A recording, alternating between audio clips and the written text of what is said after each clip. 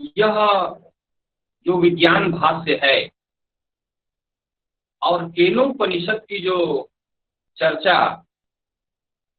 यहाँ पर की गई है, इसमें जो व्याख्या है, इसका जो भाष्य है, उसको नूतन दृष्टि से समझना पड़ेगा। क्योंकि आचार्य जी प्रथम ही घोषणा करते हैं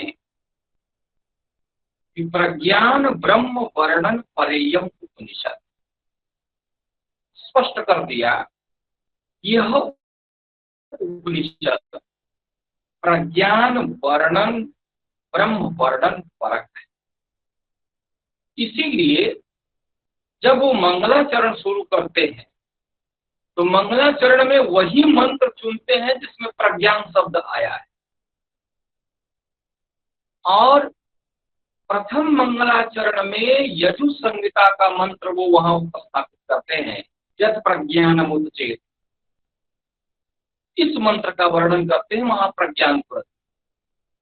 उसके बाद दूसरा मंगलाचरण सतपथ ब्राह्मण से देते हैं, तीसरा मंगलाचरण ऐतरेय आरण्यक से देते हैं, और चौथा मंगलाचरण ऐतरेय उपनिषद से। इस पर ध्यान देने की बात है, मंगलाचरण के विषय में बहुत सारे विद्वानों ने अपने विचार प्रस्तुत किए हैं, इसलिए इस पर अधिक समय न लेते हुए मैं केवल इतना ही कहना चाहता हूं कि संहिता, ब्राह्मण, आरण्यक और उपनिषद सबका समावेश मंगलाचरण में करके आचार्य संदेश क्या देना चाहते हैं कि यह जो विज्ञान भाष्य है, इस विज्ञान भाष्य में मूल वेद और स्थूल वेद की जो परिकल्पना है या जो बात है, उन सारी चीजों को लेते हुए यहाँ पर चर्चाएं आगे बढ़ेंगी।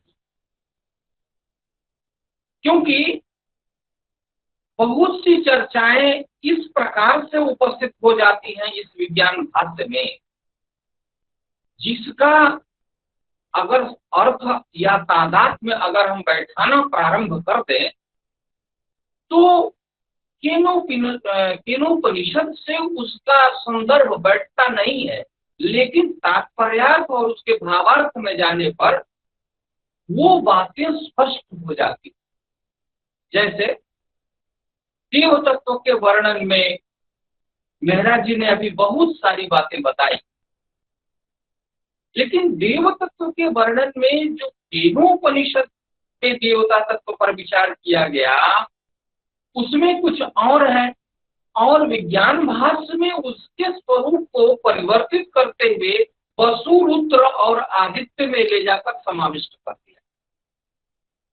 अब आप कहेंगे कि साहब वसु, रुद्र, आदित्य में कैसे आप लेकर के चले गए जबकि उसका यहाँ पर वर्णन नहीं मिलता है? यह एक विशिष्टता है, क्योंकि जब केनोपनिषद को देखते हैं तो केनोपनिषद का सूत्र कहता है कि ब्रह्म देवेभ्यो विजिज्ञे तस्य ब्रह्मणो विजये देवा अमदीयन्त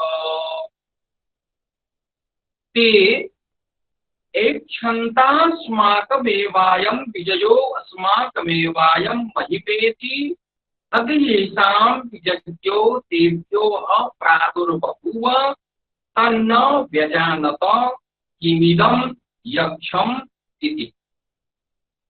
और उसका अगला जो वर्णन मिलता है, तदभ्य द्रवतम समभ्य वदत् वो असीत् इति अग्निर्वा अहम अस्मि इति अब्रवीत् जातवेदा वा अहम अस्मि इति। और वायु अब्रुवन् वायवत् तेज ते वायवे तद विजानीहि किम एतद यक्षम इति तथा।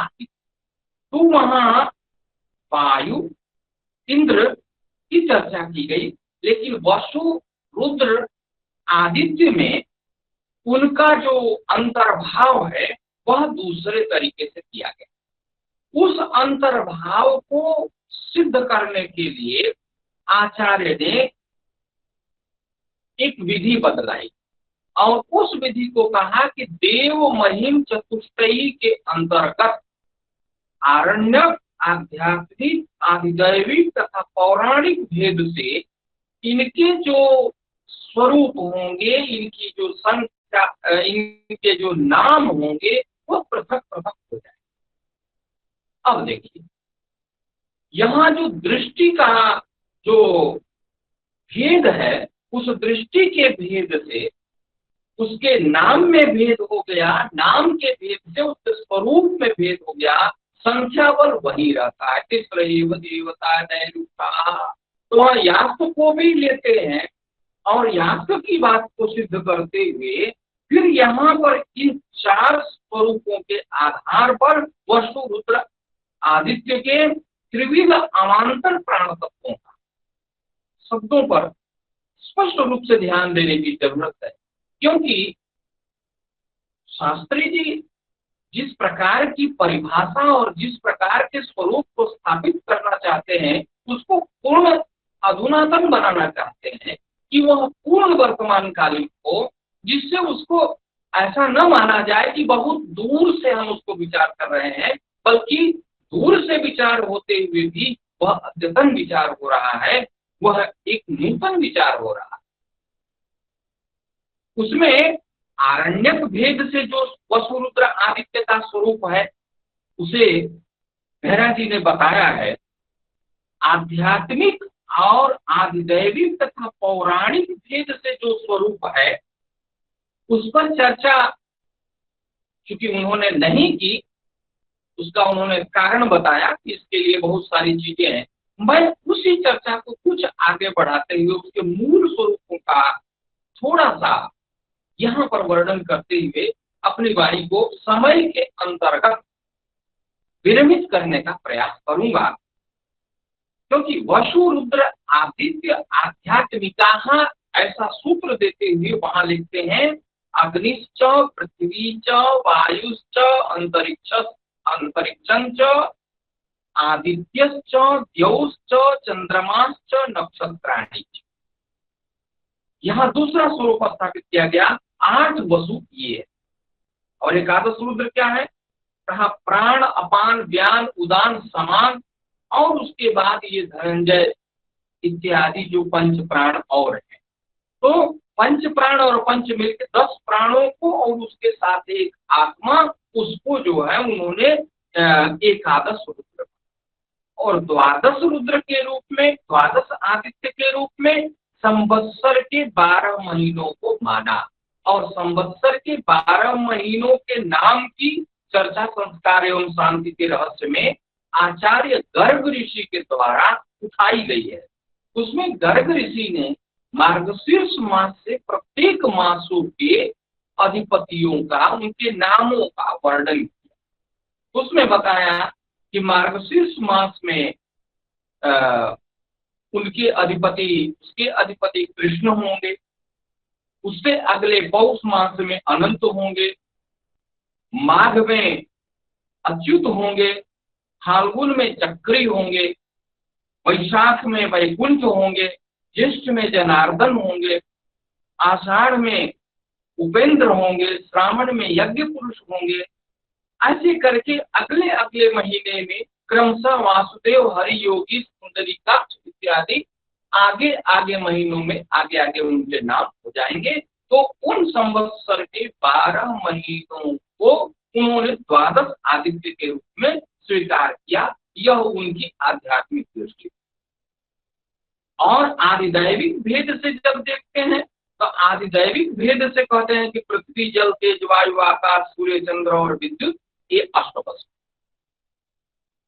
और गार्हपत्याग्नि, आहवनीयाग्नि, अष्टौधिष्ण्याग्नि, नैऋत्याग्नि, इसको एकादश रुद्र दिखाया है।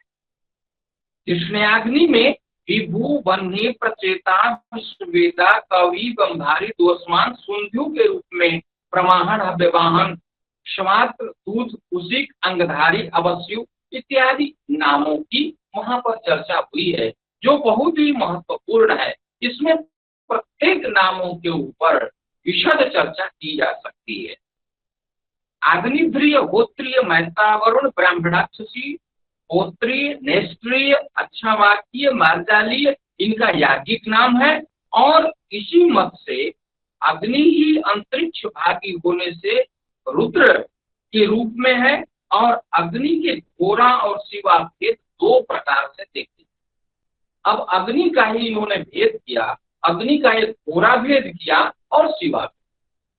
अब देखिए, घोरा और शिवा भेद क्यों किया? अब इसको समझने के लिए हमें कर्मकांड में जाना पड़े, क्योंकि बिना कर्मकांड के बात नहीं बने। जब हम कहेंगे कि कर्मकांड का यहाँ पर खंडन है, तो केवल खंडन कह देने से कार्य नहीं हो जाता। वहां पर देखना पड़ेगा कि तत्व का निरूपण क्या किया गया। किसी देवता की पूजा हम करते हैं तो उसमें उस देवता के पूजक की का जो भाव है, उस भाव को वह किस रूप में लेता है वह पूजक। एक तो प्रत्यक्ष केवल उतना ही देखता है मूर्ति खंड, दूसरा उस मूर्ति में व्याप्त जो तत्व है उस तत्व को देखता है। आचार्यों की यही परंपरा रही है कि वो उस तत्व की बात करते हैं। जो प्रत्यक्ष है, प्रत्यक्ष को एक स्वरूप माना, लेकिन प्रत्यक्ष के अंदर जो निहित तत्व है उसी तत्व को ब्रह्म माना, उसी तत्व को देव माना।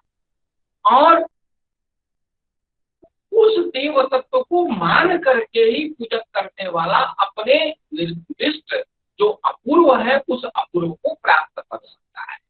यदि ऐसा नहीं है तो फिर वही चीज आ जाएगी जो केनोपनिषद ने कहा कि जानते हुए भी नहीं जानता है, और जो नहीं जानता है वह जानता है। ये कितनी बड़ी विचित्र बात।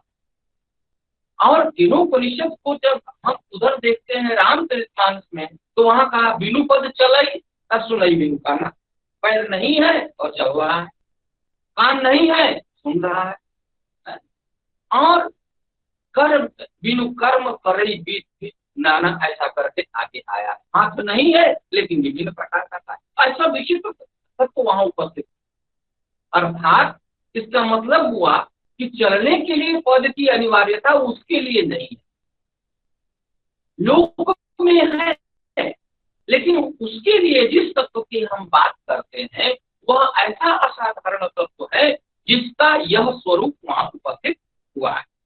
तो इस प्रकार से जब हम देखते हैं कि शिवा और घोरा अग्नि का जो दो स्वरूप है, उसमें जब हम यज्ञ करने के लिए उपस्थित होते हैं तो सर्वप्रथम अग्नि स्थापन के प्रकरण में जिन लोगों का संबंध कर्म कांड से है अच्छे तरीके से जानते हैं कि भाई अग्नि स्थापन के पूर्व द्रव्याग अग्नि का निष्क्रमण करके ही अग्नि कुंड में स्थापित होगी। कहा क्यों? अग्नि तो अग्नि है साहब, अग्नि को संपूर्ण रूप से आप कुंड में स्थापित करिए। कहा नहीं, वहां शिवा अग्नि है और वहां घोरा अग्नि। घोरा अग्नि कौन है? कहा सौदाहिका अग्नि।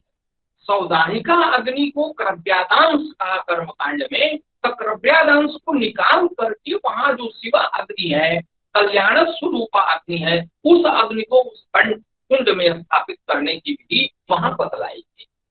यह तत्व तो यहाँ पर ओझा जी स्पष्ट रूप से निर्दिष्ट करते हैं।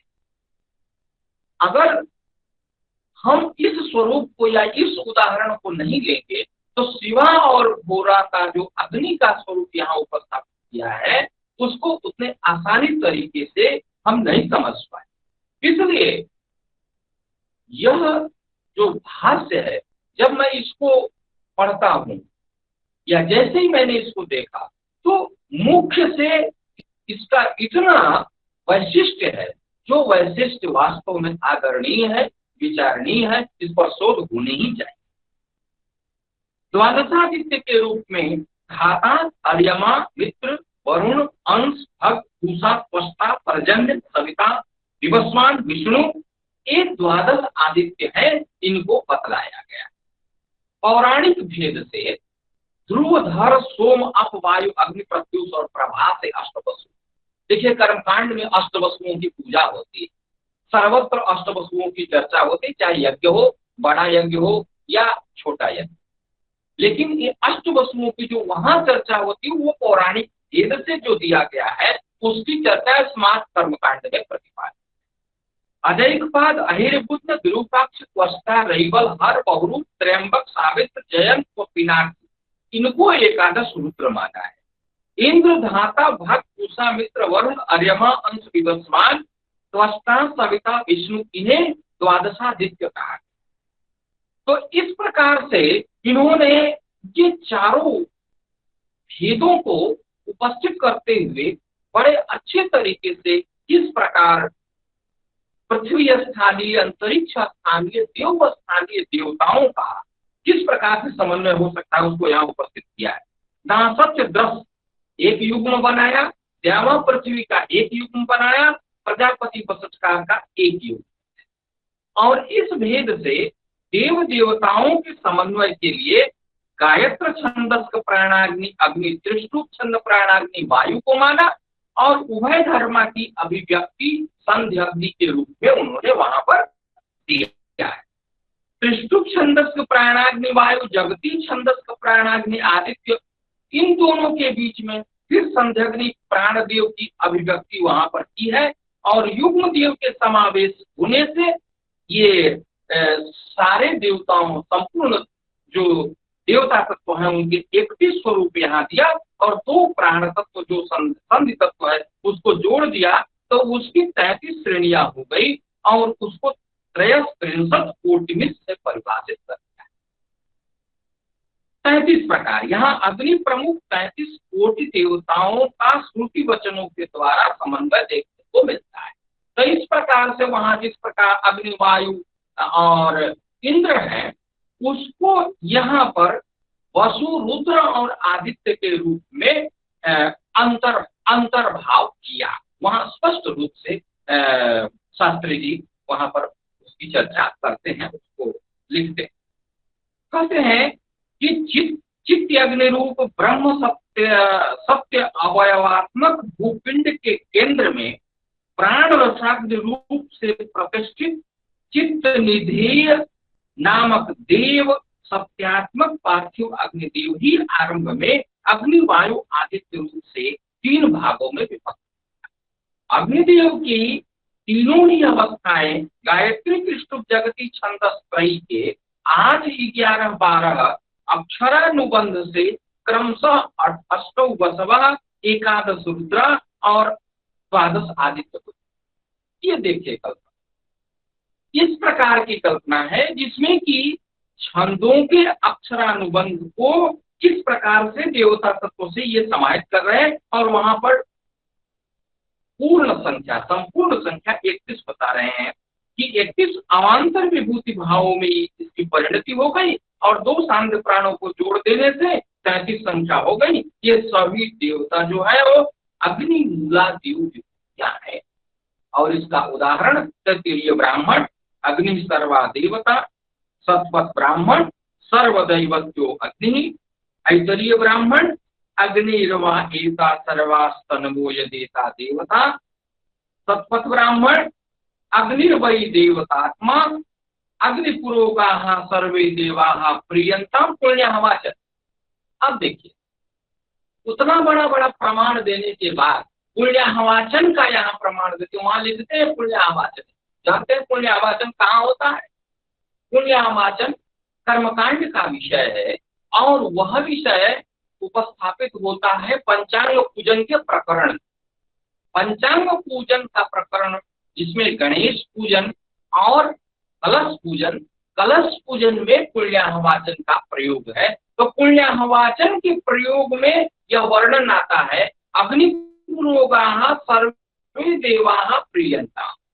अब वहां पर कर्मकांड कराने वाला ब्राह्मण बोल देता है अग्निपुरोगाः सर्वे देवाः प्रियंता, लेकिन कोई कह दे कि भाई अग्निपुरोगाः सर्वे देवाः कैसे हुआ, उसका उत्तर यहाँ ओझा जी देते हैं कि वो चूंकि अग्नि मूलात्मक ही संपूर्ण है देव तत्व, इसलिए अग्निपुरोगाः सर्वे देवाः प्रियंताम की बात कही।